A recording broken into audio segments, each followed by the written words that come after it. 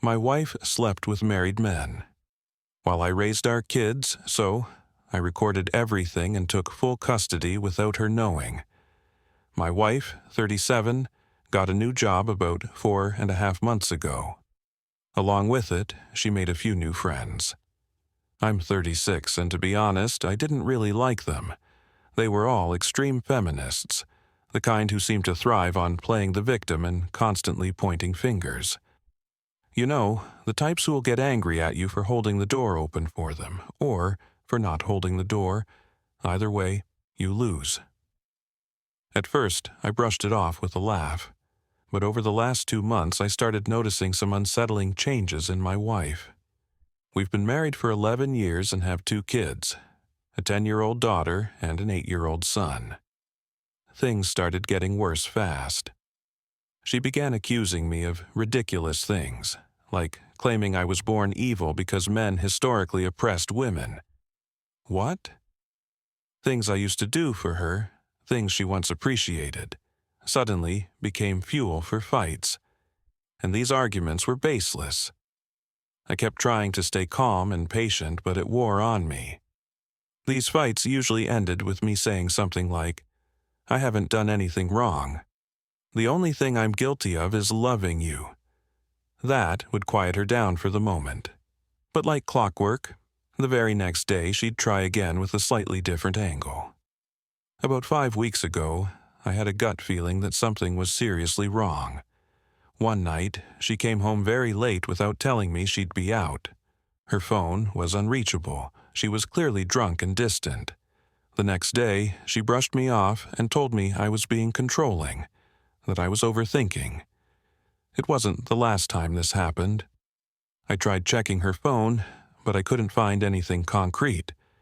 Still, I suspected she had deleted a lot of messages. One thread did catch my eye. A conversation with one of her new friends.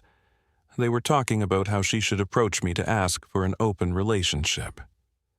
At that point, everything clicked. My instincts were screaming that she was cheating. In that thread, she said she'd talk to me about it on the second Monday of December. Our kids were away with their grandparents for early Christmas celebrations, and we were supposed to join them today. So during breakfast, she brings it up casually, like it's just a random idea, and asks me what I think about open relationships. Thankfully, I was ready. I had already started recording the conversation. I'd been reading Reddit nonstop and realized there was likely no saving this marriage. The best I could hope for was to get out with a shred of pride and self-respect. From here on out, it was about protecting myself and the kids. I didn't shout. I didn't lose it. I just locked in. Jaw clenched, voice steady. I began interrogating. She had been all smug and confident at first, but the second she saw my face, that arrogance vanished. Me. Who is he? Her. What do you mean? Acting all innocent, pretending not to understand. Me. If you're going to have this talk with me, don't treat me like a fool. At least be honest. If you can't be honest, there's no point in even having this conversation. Her. What do you mean? Me. If you lie to me now, there's no chance we're having any kind of discussion about our relationship. I know you're hiding something. It's obvious. So, who's the guy you're sleeping with? Her. I'm not... Me. Oh my God. It's more than one, isn't it? Her. Me. Stop. Don't lie to me. You've already broken my trust. Either you're honest with me and we figure this out, or I divorce you. Right now. No arguments, no back and forth. Just done. Do you understand? She tried to speak. Me. Say it. Do you understand? Do you understand that if you lie to me again, I'm walking away? I already know more than you think. I can read you like a book. Lie to me again and we're finished. Tell me you understand. Her. I understand. Then she finally started confessing. She admitted to 2 one-night stands, both while she was out with her friends. I asked her their names, if they were married, if protection was used, etc. She told me they were both married men with children. Then came the real kicker. She said she was planning to sleep with a colleague at work and that she fully intended to keep seeing him. She said it was something she wanted to do for herself and that I had no right to stop her. What the actual hell? I asked about this co-worker, got his name and his wife's name too. She claimed he's also married but supposedly in an open relationship, the kind she now wants us to have. And as if that wasn't enough, she said she was going to set me up with one of her friends, someone who was apparently really eager. What in the actual fucking? I've seen that friend she wanted to set me up with, and I wouldn't touch her with a barge pole. I told my wife I wasn't interested. Then I asked for her phone, and she showed me the pattern to unlock it. While she went to the bathroom, I locked myself in my office. She started freaking out, banging on the door, but I didn't stop. I ran recovery software on her phone to retrieve deleted content, and what I found was devastating. In just 30 minutes, I had enough painful proof. I also installed a monitoring app from an online service. When I finally stepped out, I handed her phone back and told her to leave. She argued non-stop, while I barely responded with more than a word or two. Through it all, she never once seemed remorseful. Instead, she shouted at me that I was being controlling, that I was just another man holding her back like all men supposedly do. She yelled that I never loved her, that she had every right to live how she wanted, that I should just accept it. To her, none of it was a big deal. I didn't fight back. I barely spoke. I simply began packing her things while she kept circling me, yelling. Eventually, we ended up at the front door, and I just stood there silently, waiting until she burned through her fury. Finally, she left, reluctantly heading to her parents' house. On her way down the stairs, I told her she was single now. She could do whatever she wanted. I wasn't controlling her anymore. I said my lawyer would be in touch come January.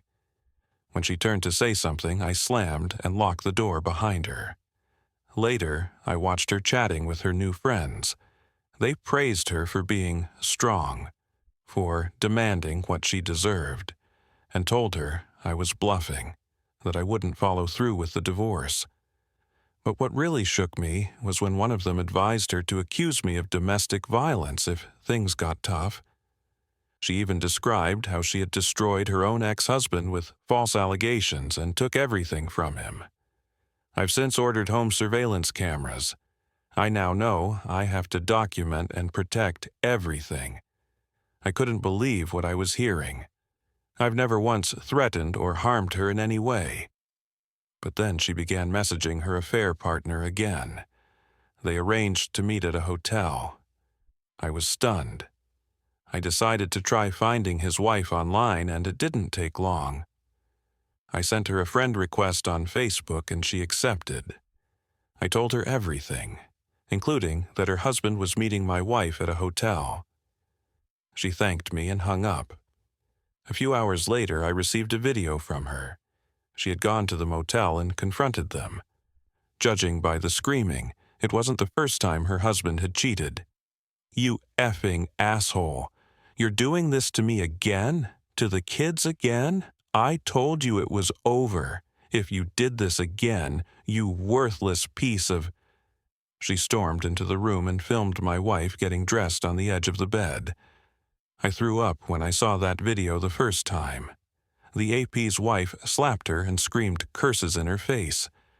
After that, I messaged my wife and told her I had seen the video, and that I never wanted her anywhere near me again.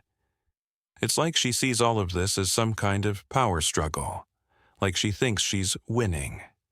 She's completely delusional. I don't even think she understands that we are, in fact, getting divorced. It's like she's disconnected from reality entirely. I logged into my wife's family WhatsApp group and told them that we're divorcing due to her infidelity. I thanked them for making me feel like part of their family over the years. Then, I left the group. I've gotten a few calls and messages from her side, but I haven't read or responded. I just don't have the emotional strength for it. I called my parents and told them everything. My father messaged my wife, telling her she was no longer welcome for Christmas. I'm staying with my parents now. I've spoken to my boss, and he's giving me time off until mid-January to sort everything out. I've been monitoring my wife's increasingly panicked conversations with her new friends. I don't think it's hit her yet. She's lost her family. Her marriage is over, and the people she thought were supporting her don't actually care about her. Not her friends, and certainly not the man she cheated with. She sent me a flood of messages and even showed up at my parents' house, demanding to celebrate Christmas with us. My father threatened to call the police if she didn't leave immediately. Now I'm Googling divorce lawyers, sobbing my heart out. I think I've been in shock this whole time, but now the pain has hit me, hard. Since getting to my parents' place, it's just been unbearable. I can't make sense of any of it. The hurt is overwhelming. It hurt too much to read her chats or even interact with her. I only responded to her messages twice. The first time, I said, "It doesn't matter what you say. I don't know who you are. You're not my wife. My wife would never destroy my heart and soul with a smile on her face. We're getting a divorce. I don't care what you want or what you say. You no longer have any right to demand anything from me. We're over." The second time, "Like I said, you're not my wife. I don't recognize you. My wife would never condemn our children to the pain of growing up in a broken home. Whoever you are, you seem proud of what you've done. My wife, the woman I loved, was kind, caring, and my best friend.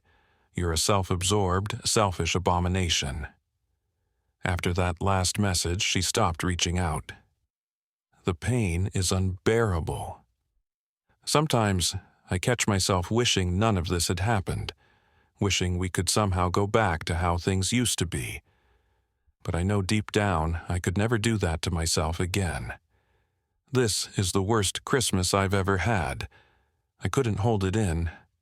I explained to the kids that their mom doesn't want to be part of our family anymore, that she wants to be with other men, and that we'll be getting divorced. Naturally, they were heartbroken. Thankfully, my mom and dad are here, giving them all the love and attention I can't muster right now.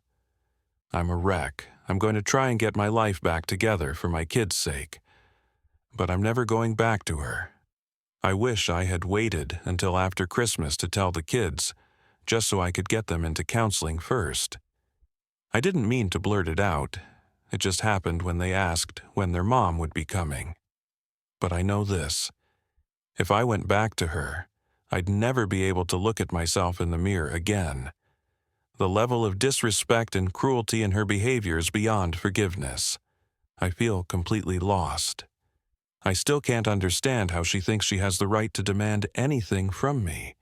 Is she mentally unstable or something? Sorry if this sounds like an incoherent rant. I just needed to get it out. I found out I'm okay on the monitoring front. I spoke to a lawyer a friend recommended. The phone is mine, and the monitoring subscription is under my name. She's using my phone, and since I own both the device and the plan, it's not illegal for me to monitor it. A lot has happened since my last post. I wish I could say I was the one making moves and taking charge, but the truth is, I've been an emotional wreck. I've spent too much time obsessing over my wife's chats with her friends. The things they said were insane and deeply hurtful. But the final straw, the thing that truly broke me, was when my soon-to-be ex-wife wrote, in cruel and bitter words, that her marriage, and especially her children, were burdens. She blamed us for holding her back from becoming a successful woman, from achieving her true potential. She claimed that I, her husband, had been an oppressive force in her life, the reason she couldn't have a better career, couldn't sleep around, couldn't live. Her family, she said, ruined her chances at a fulfilling life. I just shattered. I couldn't take it. I spent the next 30 hours rereading every email and chat over and over again. What stood out, and hurt even more in hindsight, was that she never explained how we were a burden or how I supposedly held her back. It was all vague, bitter generalizations. No real reasons, no proof, no logic, just blame. The irony is, I never stopped her from doing anything. I paid for almost everything.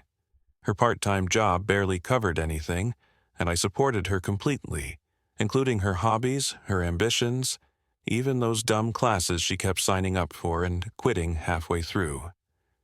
I made sure she felt loved every day. I appreciated everything she did for the family. I romanced her, took her out, listened when she needed to vent. If that's what she calls oppression, I honestly wouldn't mind some of it myself. Anyway, I digress. At some point during this spiral of reading, I passed out. When I woke up, my 3 best friends were in the kitchen with my dad, making dinner. These guys, let's call them Mike, Bob, and Frank, have been in my life since childhood. My dad had reached out and filled them in. As soon as I saw them, I broke down again. I was completely out of it until Friday evening. Mike, he's ex-military, lost his left arm below the elbow. We were all there for him during his recovery, especially when his wife abandoned him. Thankfully, they didn't have kids. Mike eventually adopted 2 children and now has a wonderful girlfriend. He's doing well. Mike set up a Zoom call with the counselor who helped him through his recovery. That man helped me understand what was happening to me emotionally. Even though he specializes in working with amputees, he explained something that resonated deeply. Most wives, sadly, leave when their husbands are injured. He shared story after story, and his insight genuinely helped me.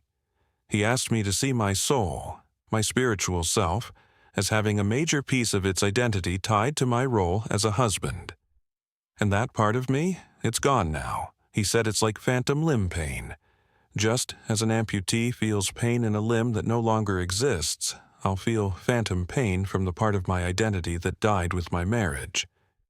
We spent hours talking, and honestly, I've been gradually getting better since. Bob, another close friend, is an executive at a private security firm called Summit. He rarely talks about his job, and to this day I don't really know what he does, but he's clearly very successful. On Sunday morning, thanks to him, I found myself speaking with a lawyer from a prestigious firm, the kind of attorney I could never dream of affording. Turns out, Bob put in a call to a law firm his company keeps on retainer. He told me not to worry about the bill, said it was payback for all the times I stood up for him back in school, took hits from bullies so he wouldn't have to. He was always a bit of a nerd and used to get picked on a lot. I didn't even think he remembered, but he did, and now he's here for me. Then there's Frank. He's a teacher at a private school and has 7 kids, yes, 7. My kids absolutely adore him and his entire family. Frank has been incredible, making sure my children feel safe and loved while I try to pull myself together and sort out the legal mess. Yesterday was rough. It started early with an STD screening. Turns out the guy my wife slept with gave me chlamydia. I have to get screened again in 6 months. What? The actual. F. That was it for me. No more sadness, no more pity. The moment I got those results, my grief turned into pure, burning rage. I'm done being the nice guy. Gloves off, full scorched earth. I will give her absolutely nothing if I can help it. The lawyer Bob arranged managed to track down the ex-husband of that toxic feminist friend of my wife, the one who bragged about ruining him. Apparently, it was easy using court documents. I got in touch with him through WhatsApp. He was grateful and gave me the full picture of what she did to him. It was horrifying. But at least now I know what I might be dealing with. And I'm ready. The thing she did to that man left him homeless and alienated from his children for 4 years, all based on lies. I understand now that I'm at a disadvantage in the court system as a man. But I'm building a mountain of evidence. My lawyer recommended filing a preemptive restraining order, citing her aggressive and hateful comments toward men, especially for the sake of our son. No child should grow up in a home with a parent who openly expresses hostility toward their gender. So, I gave the green light. She's supposed to be served with the restraining order today. I had a Zoom call with my soon-to-be ex-wife. Keep in mind, she hasn't reached out to me since. She showed up at my parents' house yelling at my father. She hasn't contacted the kids either. It's clear she doesn't really care about any of us. The call was bizarre. She was dressed up like she was going out clubbing, heavy makeup, tons of cleavage. She clearly wanted to look her best. I haven't seen her put that much effort into her appearance in years. Throughout the conversation, she kept trying to bait me. She wanted me to explode, to get angry, to lose control. But I stayed calm. My lawyer had prepared me with what to say. Apparently, courts look favorably on attempts to resolve things amicably before a contested divorce. I even told her I was recording, no secrets. True to form, she didn't disappoint. She opened the call with a completely absurd statement about how there are 2 types of penises. One that stays the same size whether it's erect or not, and another that changes. I just stared at the screen in disbelief. Who opens a divorce call with their husband like that? She continued, saying she was looking forward to the end of the current restrictions so she could go out and investigate this more in person. I just said, "I'm not interested in your hobbies. I'm only here to discuss the divorce." That set her off. She got visibly hostile when I didn't take the bait. At one point, she said she was going to the bathroom and muted her mic. I watched as she leaned in and started chatting with her friends off camera, asking them what to do about me. Then she came back and cursed me out for absolutely nothing. More than once during the call, I got this overwhelming feeling that she still saw the whole thing as some twisted game, one where she held all the cards. It was like she truly believed I had no choice but to stay quiet and accept whatever she demanded. She acted as if I was powerless and she could walk all over me. We made absolutely no progress on the divorce discussion, so I decided right then, fine. Contested divorce it is. Before ending the call, I said, "By the way, you gave me chlamydia. And unlike you, I haven't been sleeping with anyone else. So you better get yourself to the clinic." She just stared at me, expressionless, then frowned like I was the one lying. I couldn't believe it. I honestly have no idea what's going through her mind, and at this point, I just don't care anymore. I sent the Zoom recording to my lawyer, and she was stunned. She said it was worse than she expected. Everyone who's seen the footage thinks my wife has lost her mind. And maybe she has. Since I legally own the phone she's using and the subscription is in my name, I can use the chat logs in court. Turns out I have every right to monitor my own device, and the content is admissible. After the call, I watched another frantic back and forth in her group chats with her so-called friends. But, honestly, I'm past it now. Let them say what they want. I've moved on emotionally.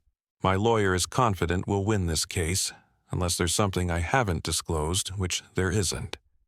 So here we are. It still hurts, of course, but I've started to recognize it as phantom pain. Pain from a part of me that's already gone. I'm done feeling sorry for myself. I'm going for the jugular now. No more holding back, no more second chances. I need to protect myself and my kids, and I will. I'm doing better. My kids are going to be okay. I'll get them all the therapy they need. My soon-to-be ex-wife will soon just be a distant memory. I'm going to rebuild, and it'll be a better life. I found out today that she already knew she had chlamydia. She got treated and never told me. She was laughing and joking about it in her group chat like it was nothing. What? The face be? People keep telling me I'm strong, that I'm winning, or that I'm somehow coming out on top. I appreciate the support, but if I'm being honest, it doesn't feel like that at all. Rereading my posts, I can see how my anger might make me sound confident, maybe even in control. But the truth is, I'm not. I wish this never happened. I wish my family was still together, and that I had a quiet, stable life ahead of me with my wife. Watching our kids grow up, graduate, start families of their own. That's all I ever wanted. No one wins in this situation. No one. My wife has completely derailed, and the whole train, our entire life, is burning in a ditch. I have no idea what's wrong with her. She refuses to see any kind of professional for potential mental health issues. She acts like nothing is wrong. No remorse, no shame, no guilt. She genuinely believes I'm the unreasonable one, just for not accepting her behavior. And here's the worst part. She hasn't spoken to our kids since the day everything came crashing down. Not one word, not even a message. It's as if they don't exist to her anymore. And that kills me. I'm divorcing her. I'm doing what I have to do, because her actions have left me with no other choice. There's no going back now. Still, I wish this wasn't necessary. I cry myself to sleep almost every night, not just for what I lost, but for my kids. Because now they're growing up in a broken home, and they don't even really have a relationship with their mother anymore. Here's something I don't know how to deal with. My child looked at me and asked, "Why doesn't Mommy want to see me anymore? Doesn't she love me?" How do you answer that? If anyone knows, please tell me, because I don't. I honestly don't. Every morning, I wake up and tell myself that my heart can't possibly break any more than it already has. But somehow, every day proves me wrong. She still doesn't know I'm monitoring her chats, or she doesn't care. She's 100% convinced I'll never leave her. She thinks my reactions are irrational, unjustified, and she keeps talking badly about me, our marriage, and even our kids, to those same so-called friends who've been egging her on since the beginning. I just don't understand where this hatred comes from. We never did anything to deserve this. Not me, not our children. As I mentioned earlier, my lawyer was able to get a temporary restraining order. We had a hearing yesterday morning, but since there were no fresh direct threats, it wasn't extended. Still, my lawyer suggested we use the fact that she knowingly infected me with an STD as leverage to push her toward accepting an uncontested divorce. I hate that it's come to this. I hate that I have to think of her as the enemy, that I have to assume she'll do the worst, say the worst, lie about everything. If she had just wanted to leave me, I could have handled that. I would have been heartbroken, yes, but I would have accepted it. But what did she do? That's not just leaving, that's destruction. Cold, cruel, deliberate, and I'll never understand why. Why has she turned this into such an adversarial, hostile situation? I still don't understand. Why does she go out of her way to hurt the people who used to love her? What could she possibly gain from all this? It just doesn't make sense to me. If anyone has insight, I'd really appreciate it. Legally, if this goes to court, I may have to pay her a lump sum for her share of the house, equity and all that. But my lawyer doesn't think I'll be liable for alimony, and since she's shown no interest in our kids, I have a good chance of winning full custody. Still, going to court is never ideal, so my lawyer suggested we try to secure an amicable agreement. I agreed, and we arranged a meeting between my soon-to-be ex-wife and her representative. The ex-husband of the harpy, the one who was defrauded by her, spent New Year's Eve with me and the kids. The injustice he faced in the court system is mind-blowing. I'm under no illusion that I'll get a fair process either. His ex lied repeatedly, and the court accepted it as fact, no evidence required. He's barely seen his kids in years and has been crushed financially by outrageous alimony and child support orders. It's broken him. He confided in me that he had seriously considered ending everything. But after seeing the evidence I've gathered, he's found new hope. We both spoke with my lawyer. She advised that he hold off using the evidence for now. If he acts too soon, it will reveal that we've been monitoring their communications. The strategy is to keep our advantage quiet until the moment matters most. For now, my lawyer's goal is to finalize the divorce as quickly and painlessly as possible. I just want out. I'm emotionally drained, and if she decides to drag this out in court, it could stretch on forever. I need to be free. I'll post an update depending on whether the meeting with her goes well, or if we have to move forward with a contested divorce. Sadly, the bizarre circus continues. The meeting with my lawyer and my STBXW took place yesterday afternoon. She showed up 30 minutes late. No explanation, no apology. And instead of bringing a lawyer, she brought one of her harpy friends. No legal counsel, no documents, just attitude and arrogance. My lawyer had given me clear, strict instructions beforehand. I wasn't to react negatively, no matter what they said.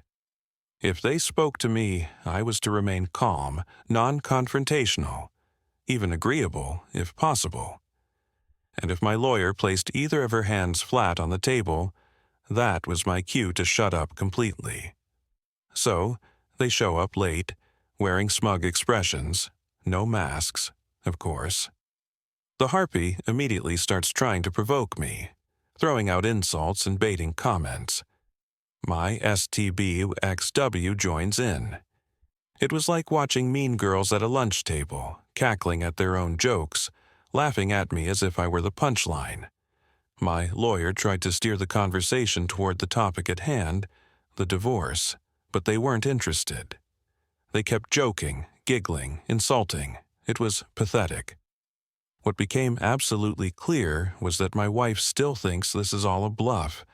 In her mind, I'm not capable of divorcing her. She truly believes only she can end the marriage, and only when she decides to, and that when she does, she'll walk away with everything. I sat there thinking, what the actual fuss is going on? I barely spoke, just responded politely when necessary. Most of what I said was stuff like, "You're probably right," or "I don't really know." Nothing concrete. Eventually, they started to run out of steam. That's when my lawyer took over and began outlining the proposed settlement. One of the first things she said was that I was prepared to be generous to ensure a quick, peaceful resolution. She explained that I'd be offering a lump sum of $60,000 for the house equity and other shared investments. My lawyer didn't even get to finish the sentence. The moment they heard 60,000, both my STBXW and her harpy friend lit up like fireworks. My wife leaned forward, suddenly eager, and asked where to sign. Nudged on by her monstrous friend, she became almost giddy. My lawyer asked multiple times if she wanted to review the rest of the agreement, but she couldn't care less. She wanted to sign right then and there. She even started talking about when she could expect the money, then said they needed to hurry so they could get to the pub. My lawyer quietly called someone and whispered something. Suddenly, everything moved fast. An older woman entered, asked for our ID documents, and handed us 2 copies to sign. When we finished, she stamped them. I found out later she was a notary. At that point, my lawyer, practically pressing her palm to the table to hold back a smirk, thanked my SDBW and her harpy and said, "We're done." They left the meeting, and my wife didn't even bother taking her copy of the signed agreement with her. She just left it on the table like it meant nothing. My lawyer looked at her hands, flat on the table, then glanced at me. That was the signal. Don't say anything while they were still in the building. Once we saw them walking through the parking lot, she finally turned to me and said, "Congratulations." Then she spent a while explaining how this was one of the strangest sessions she's ever had for a negotiated divorce. She told me she'd hold on to my wife's copy of the agreement and would only send it if either we appear before a judge or if my wife's legal representative formally requests it. Until then, it stays buried in her drawer. So, on the surface, it looks like I'm actually going to get through this divorce a lot easier than I ever imagined. Sure, my STBXW could still hire a lawyer and try to dispute it, but my lawyer is doing everything she can to secure an early court date. She's calling in every favor she has to fast-track a hearing, likely via video call. Also, after advice from Reddit, I hired a private investigator. He got photos just yesterday of my wife making out with 2 different guys at 2 separate bars, and later she went to a hotel with one of them. So, yeah, if I need it, I now have a mountain of evidence. The agreement she signed gives me full custody of the kids, a one-time payment of $60,000, and nothing else. No spousal support, no strings. I just have to come up with the money. I've got a plan, and Bob offered to cover the full amount if needed. Still, none of this feels real.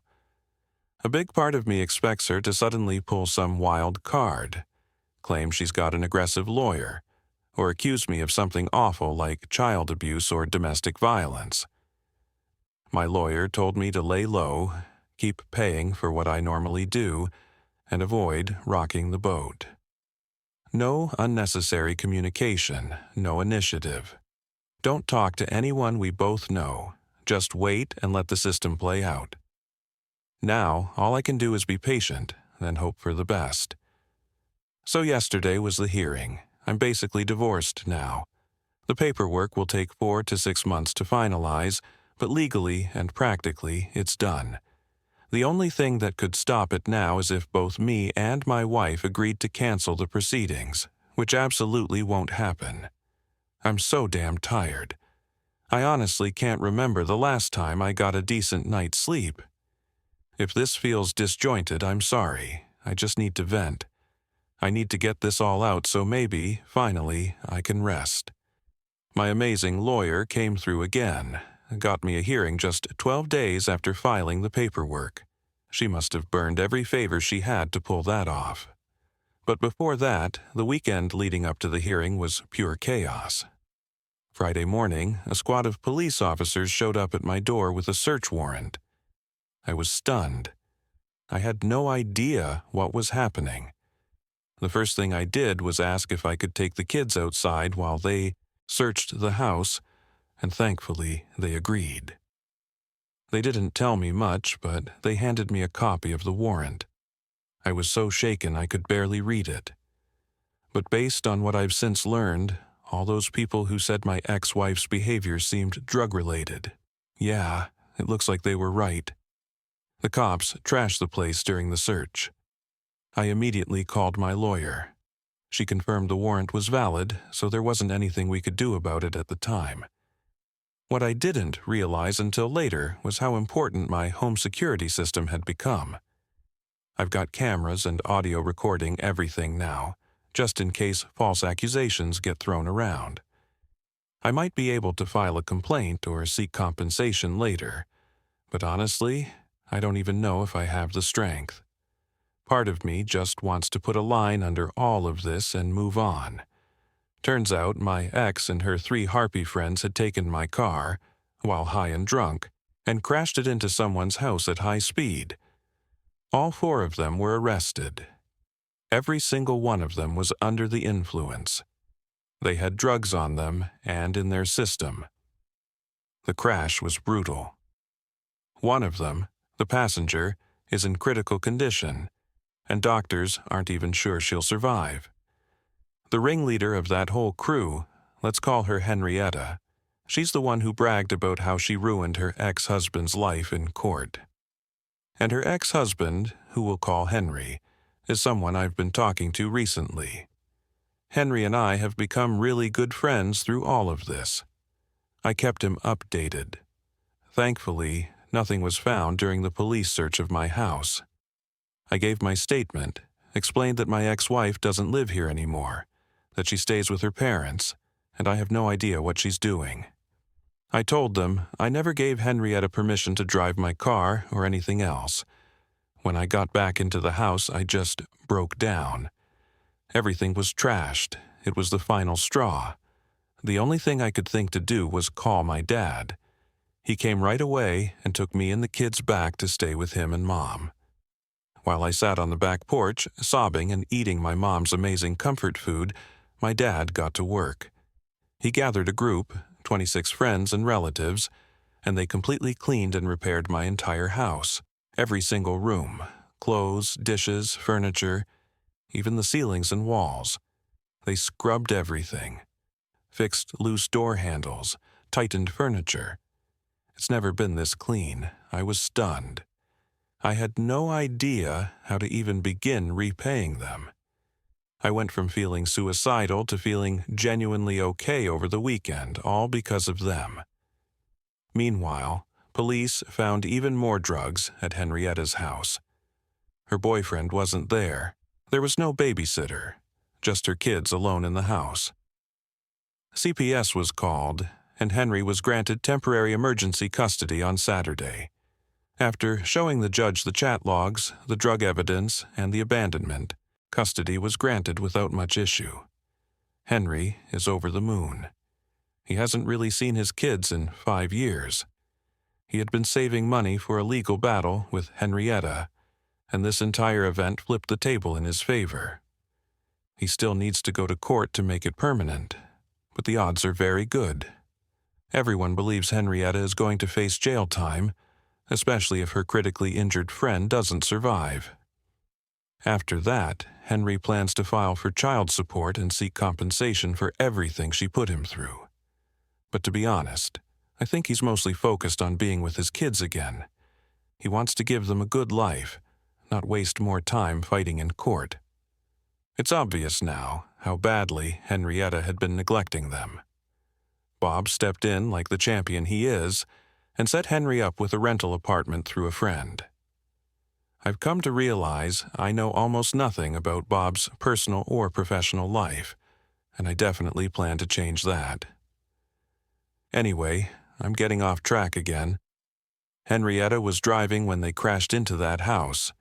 With the drugs, the alcohol, and the circumstances, search warrants were issued for all their residences, and unfortunately, my ex-wife is still legally registered at my address. That's when I decided I'm selling the house and moving away as soon as I can. I'm not risking this kind of chaos happening again. On Sunday, I got a call from my ex's parents. Their home had been searched too. They had visited her in jail on Saturday and told me they no longer believed anything she says. Long story short, they came to my house to talk. That's when I learned she had been lying to them about everything. All those nights she was out partying, cheating, getting high, she told them she was with me, and that we were trying to work things out. They knew she had cheated, but they thought it was just one stupid drunken night. That's what she told them. On Monday, my ex called me from jail, asking me to post her $15,000 bail. Her parents had already told her no. I spoke with my lawyer, and she prepared paperwork stating that the bail would be subtracted from the settlement and held in trust until my ex showed up in court, at which point the money would be released. The agreement named her mother as the custodial guardian of the remaining amount. My lawyer just wanted to make sure there'd be no excuse for my ex to miss the court date. That's why she wanted her out. With no other options, my ex signed. She was released Monday afternoon. But, according to her parents, she refused to comply with the terms they gave her to stay in their home. Things like quitting drugs, committing to rehab, cutting off her toxic friends, and agreeing to total transparency. So she left Tuesday and went to stay with one of her new friends. She didn't show up to the hearing. After I presented the judge with all the evidence, the crash, the drug use, the neglect, and her absence, I was awarded full custody. The settlement followed exactly what we had outlined in our agreement. The hearing was quick, just 30 minutes. The paperwork will take another 4 to 6 months, but in reality, it's over. It's final. Nothing can really undo it now. And that brings me to today. I just couldn't. I couldn't sleep. Everyone was congratulating me, treating it like I'd won some huge victory. But it doesn't feel like a win. It just feels like pain.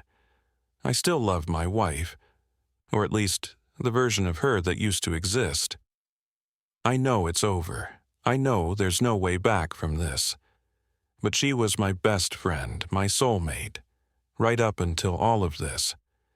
And even though that love has been mortally wounded, it's still there, and it hurts like hell.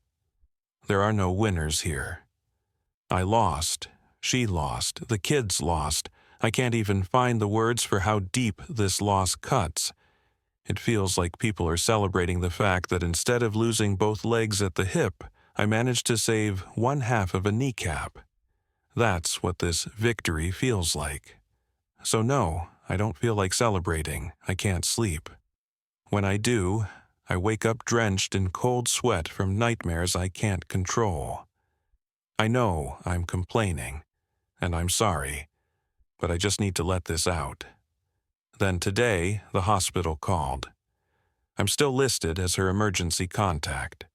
She's still on my health insurance. There had been some sort of altercation.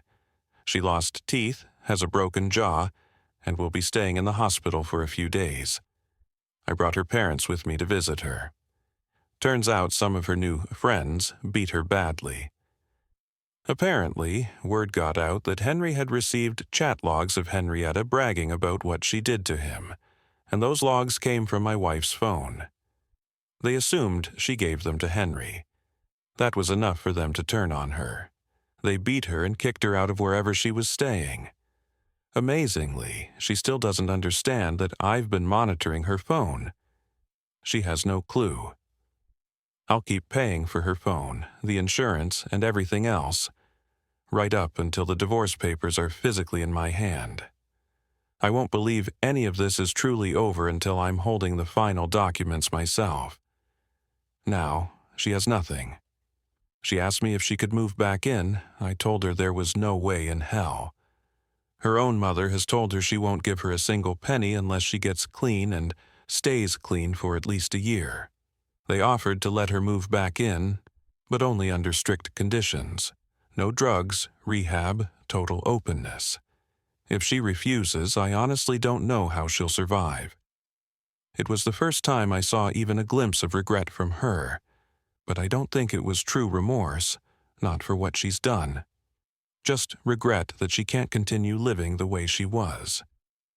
She did say, "I'm sorry I ruined everything," but she barely looked me in the eyes. It didn't feel genuine. And still, it hurt seeing her like that. There was a moment where I just wanted to protect her again, but she's an adult. Her behavior is dangerous. I have to protect my children now. That comes before anything else. She didn't ask about the custody hearing. She didn't ask about the condition of her critically injured friend. She just sat there, irritated, like a spoiled child who couldn't understand why everyone wasn't bowing to her. I still don't understand it. She's lost everything. She destroyed her family, burned every bridge, hurt so many people, and for what? A buzz and some meaningless sex? I'm going completely no contact. I won't even consider speaking to her again unless she's been clean for a long time and shows real change. Until then, I just can't deal with this chaos anymore. A lot of people have messaged me asking for an update. I meant to post something yesterday, but I just didn't have the energy. I'm worn down, depressed, exhausted. I hardly sleep. And when I do, the nightmares are relentless. The good news is the kids are doing better. My dad is a rock star. I don't know what I'd do without him. He took us up to his cabin this weekend, just him, me, and the kids. We went skiing. It was peaceful. It helped. I've had almost no contact with my ex, but I did speak to one of her friends, the one who was in critical condition after the crash. She woke up, but she's in really bad shape. I spoke with her nurse, who said no one from her life had come to visit. They'd contacted her family, but they had refused to see her. I admit, I was scared. I was afraid the people who beat up my ex might come after me or my kids next. So I asked the nurse if I could speak to her. She agreed. I probably shouldn't have done it, but I needed answers. I needed to understand how everything spiraled so badly after my wife started spending time with them. But the first thing she said to me was, "Want a BJ for $20? So that wasn't awkward at all. Instead, I offered her $50 for information. What she told me confirmed everything. Her friends, Henrietta and the rest, are all hardcore addicts. Every last one of them. Henrietta had dragged my wife into their circle against the wishes of the other two women. She was the one who convinced my wife to start partying and trying drugs. They sold sexual favors to feed their addictions. Henrietta was the ringleader, the one pushing this lifestyle. They all hid behind this front of feminist empowerment and my body, my choice rhetoric. But as she put it herself, it's all bullshit to protect our fragile egos. The truth is, we prostitute ourselves for drug money.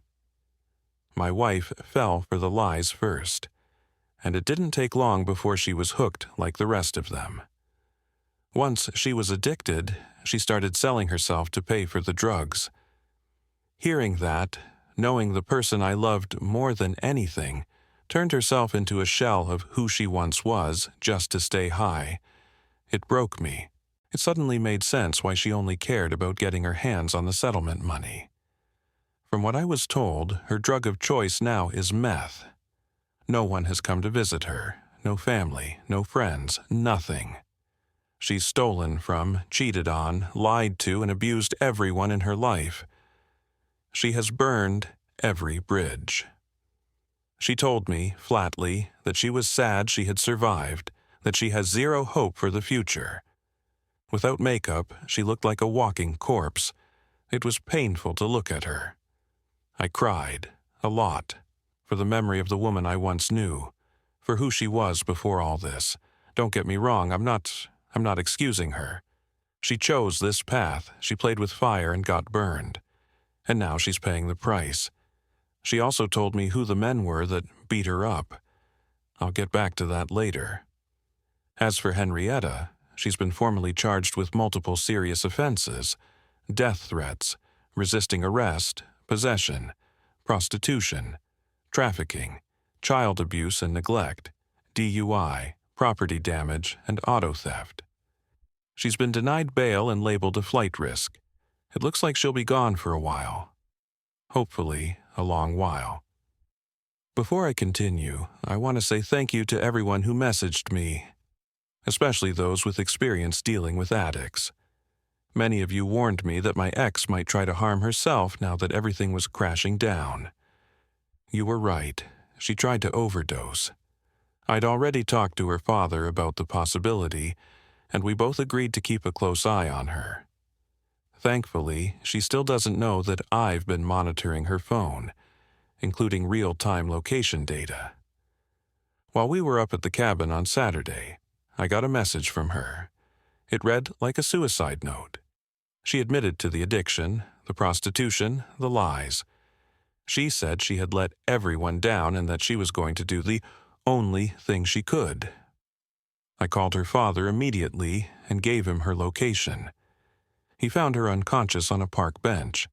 She was rushed to the hospital, unresponsive, freezing cold. If he'd been even 10 minutes later.